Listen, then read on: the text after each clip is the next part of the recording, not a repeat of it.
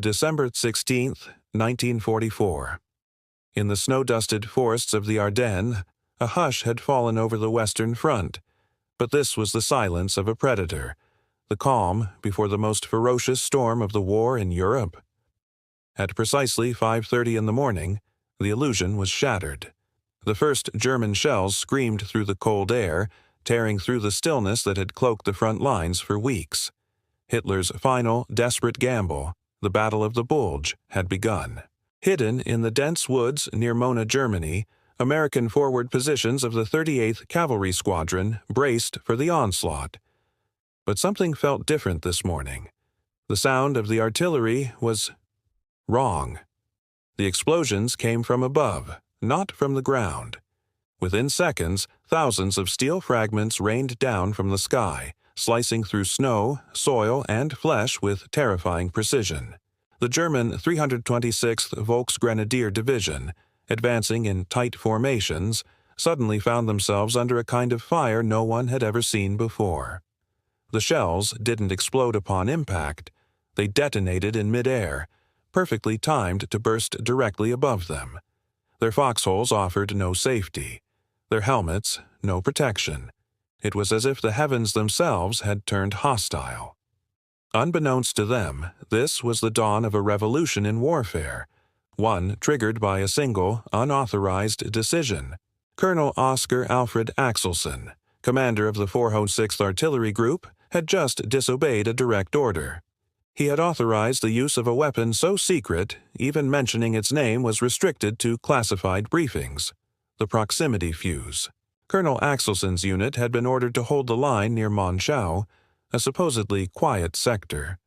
But as the German offensive struck, his reconnaissance elements were being overrun, his artillery positions endangered, and conventional shelling was barely slowing the assault. High Command had explicitly forbidden the use of proximity fuses against ground targets. The fear was simple. If the Germans recovered even one unexploded shell, they could reverse engineer the fuse, and that could endanger every Allied advantage in the air war, where the fuse was originally designed to be used against aircraft. But Axelson saw the front collapsing. He faced a brutal calculation: obey orders and lose the position, or defy command and unleash a weapon the enemy wasn't prepared to face. He chose the latter. He ordered his gunners to load the secret shells. When the first proximity-fused rounds screamed skyward and burst in a glowing chain above the tree line, the effect was instantaneous. German soldiers froze in disbelief. The explosions came not from in front or behind, but from above. Every shell burst in perfect unison, 30 to 50 feet above the ground, spraying a cone of molten steel across entire platoons. Within minutes, the German assault formations dissolved. Men who had survived years on the brutal Eastern Front now faced something they couldn't understand, something that defied all their training. The 38th Cavalry held its ground, and Axelson, though certain he'd face a court-martial, had just rewritten the rules of modern warfare. To the naked eye, a proximity fuse looked like a slightly elongated nose cap on an artillery shell. But inside that small space, engineers had packed the most advanced miniaturized radar system ever created.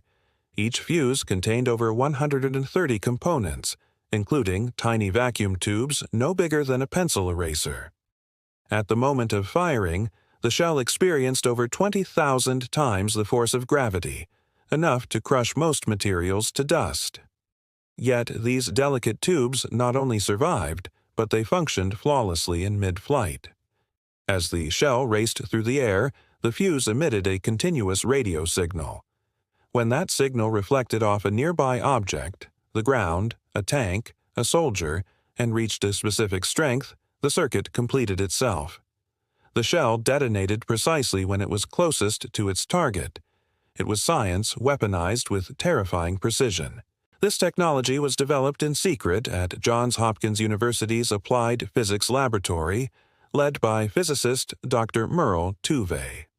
The laboratory operated under civilian disguise, officially listed as a used car dealership in Silver Spring, Maryland.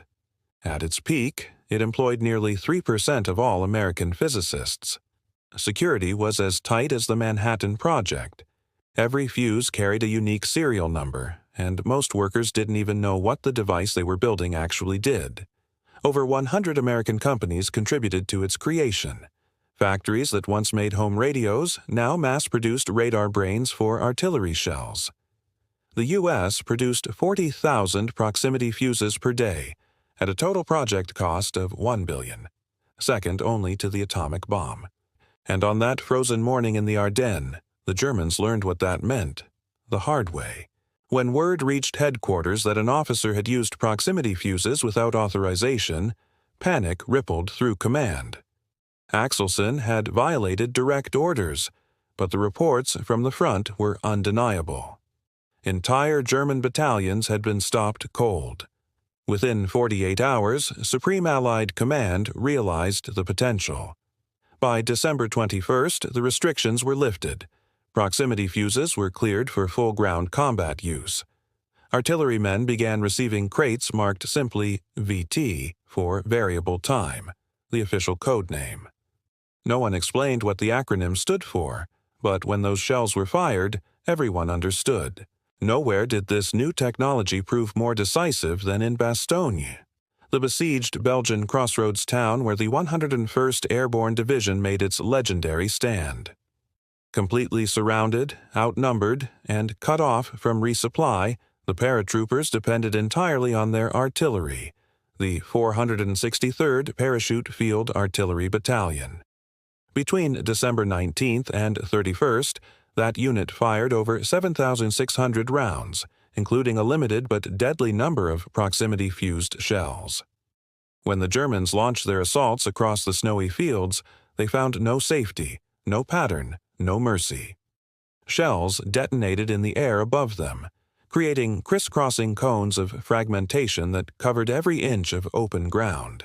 Entire platoons disappeared in seconds. German prisoners later described the experience in chilling detail.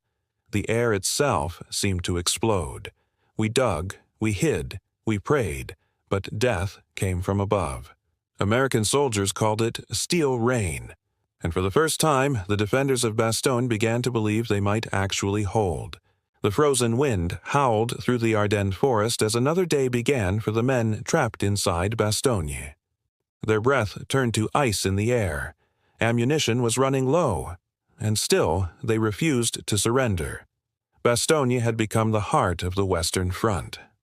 The soldiers of the 101st Airborne dug into the frozen ground, their fingers numb, their spirits cold but unbroken. At headquarters, Brigadier General Anthony McAuliffe stood over a map. Reports arrived one after another, ammunition nearly gone, rations halved, wounded piling up. Then came the message from the German commander, surrender or face annihilation. McAuliffe looked up, smiled faintly, and scribbled a single word on the reply, nuts. That one word became legend, a defiance that captured the American spirit. As night fell, soldiers huddled in foxholes. Snow mixed with smoke as the battle raged into the dark. Private Miller, just 20 years old, wrote in his frozen notebook, "If this is the end, I want my folks to know I wasn't scared, just cold and tired, but proud." Above them, the skies were heavy with clouds. The men of Bastogne were alone. On the third night, a heavy snowstorm swept through. Temperatures dropped below freezing. The wounded were carried to barns where medics worked without morphine or light. Despite everything, morale held.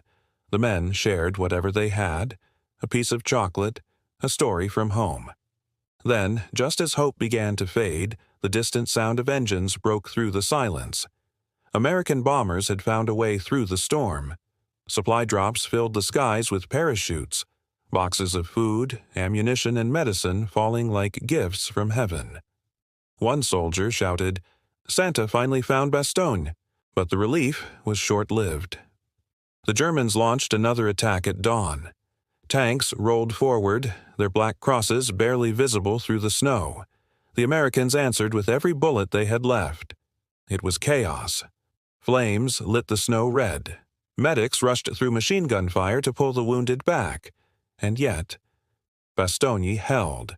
For every inch the Germans gained, The Americans took it back. They fought not for victory, but for survival. Captain Winters, his face covered in frost and dirt, looked at his men and said quietly, "We're not surrounded. We're just in a target-rich environment." Laughter spread through the trenches. As the days passed, both sides suffered. The Germans grew desperate. Their fuel was running out. Their momentum was fading.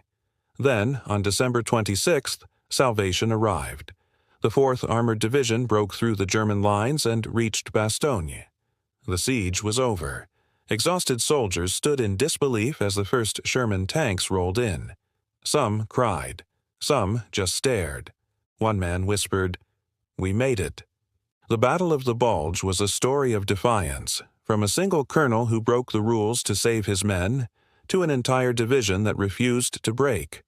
It showed that in the darkest hours, courage and innovation can change the course of history. Thanks for watching. If you found this story as incredible as I did, please hit that like button and subscribe for more chapters from the past. We'll see you next time.